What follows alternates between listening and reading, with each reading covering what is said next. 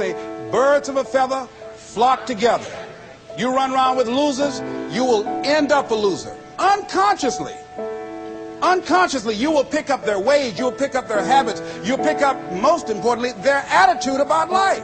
If you're around cynical, negative people all the time, you will become cynical and negative.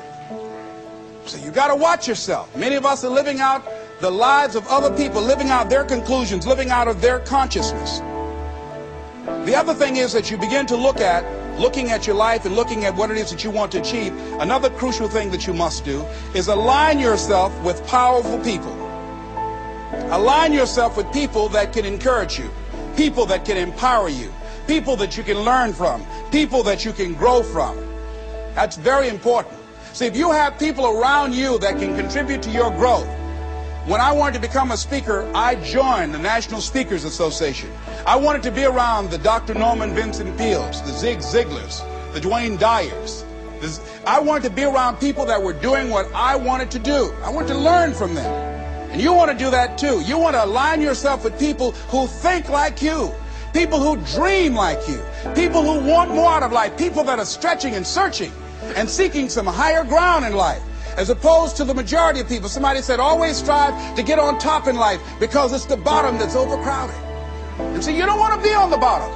See, it's easy to be on the bottom. It doesn't take any effort to be a loser. It doesn't take any motivation, any drive in order to stay down there on a low level. But it calls on everything in you, ladies and gentlemen. You have to harness your will to say, I'm going to challenge myself. Sometimes I have to pull myself out of bed and say, come on, Les. Things I know I should do, I don't do.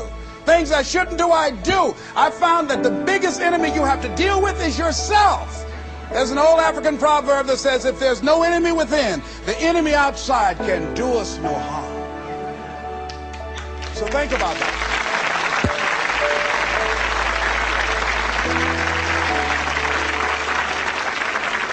So as you begin to look toward making this your decade, as you begin to look toward making your life different, as you begin to look at yourself, you've got to redefine yourself. Who are you right now? And who must you become in order to create what you want? What has to change about you? What is it that you're doing right now that would be a liability for you? As you begin to look toward the future and take inventory of yourself, what is it about you right now that you've got to leave this behind because this no longer fits? Looking at where you want to go and the kind of person that you must become, the kind of standards that you have for you. What is it that you must do differently? Repeat out to me, please. If you want to keep on getting what you're getting, keep on doing what you're doing. See, that doesn't take an Einstein for that one. All right? It makes sense unless you change your pattern, unless you change the way you're thinking, unless you change your behavior, you're going to continue to produce the results in your life. See, all of us are winners, but some of us are producing results that we don't want. And so all you have to do is look at your game plan, look at your strategy. How is it that you have been being? What is it that you've been doing to produce this? See, you're the director, you're the producer, you're writing the script, you're the star of your life. And as you begin to look at your life, you can decide whether or not it's a smash or whether or not it's a flop. That's in your hands. Look at your life, look at where you want to go. Don't worry about your circumstances. Don't worry about your age. I have a friend who's up in age, over 70, and she wanted to build a multi-million-dollar complex. The name is Dr. Johnny Coleman. Lenders and bankers say, you can't do that, you're too old. She ignored them. That building now stands, ladies and gentlemen, a multi-million-dollar structure. But there are a lot of people who would have listened to that. There are a lot of people that would not have even gotten to that point. They would have talked themselves out of even going down to the bank to ask for it, because they've already said no to themselves. See, it's time now. If you want to make this your decade, you've got to start saying yes to your life. You've got to start saying yes to your dreams, yes to your unfolding future, yes to your potential, as opposed to saying no. See, 87% of our self-talk is negative. So you've got to make a conscious, deliberate, determined effort to say yes to your dreams.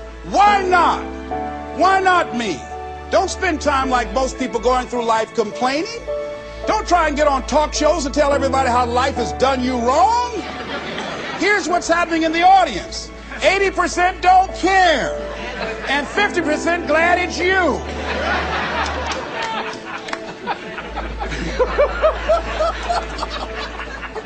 All right? So when you know that, you don't go around crying, oh, you know what they did to me? Who cares? Get away from me before they come back.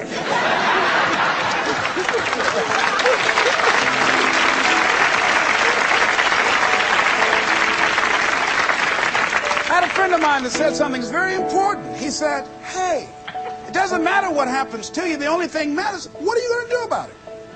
That's all that matters. Okay, life knocked you down. What are you going to do about it? How long are you going to sit there and say, you know what they did to me?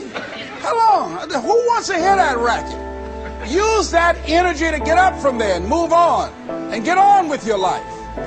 You got to learn to let the past go so you can grow. Many people never act on their dreams because they allow their past experiences to determine what their possibilities are. Whatever you've done in the past, that's not a reflection of your possibilities. That's just a reflection of your consciousness. That's just a reflection of your development and your growth. The future is unfolding for you right now. The future is unlimited for you right now. No one knows where you can go. No one knows what you're capable of or what's possible for you. You don't even know that. I had no idea, ladies and gentlemen. No one could have convinced me that I was able to do this. I'll never forget, I was speaking in Detroit, and a high school friend of mine saw me afterwards, and he was backstage. He said, I can't believe it's the same person. And I thought for a moment, and I said, it's not. The person you know, he's gone. He doesn't live here anymore. We have the power to change our personal history, changing the direction of our lives, changing our thoughts, changing where we want to go, exploring new horizons. So as you begin to look at this decade and affirming that this is your decade, as you set goals that will make you stretch, that will bring out the best in you, as you begin to remove the negative, toxic people from your life, as you decide to take some chances in life, and that's one of the things that's very important. Viscard said, if you're not willing to risk, you cannot grow. And if you cannot grow, you cannot become your best. And if you cannot become your best, you cannot be happy. And if you can't be happy, then what else is there?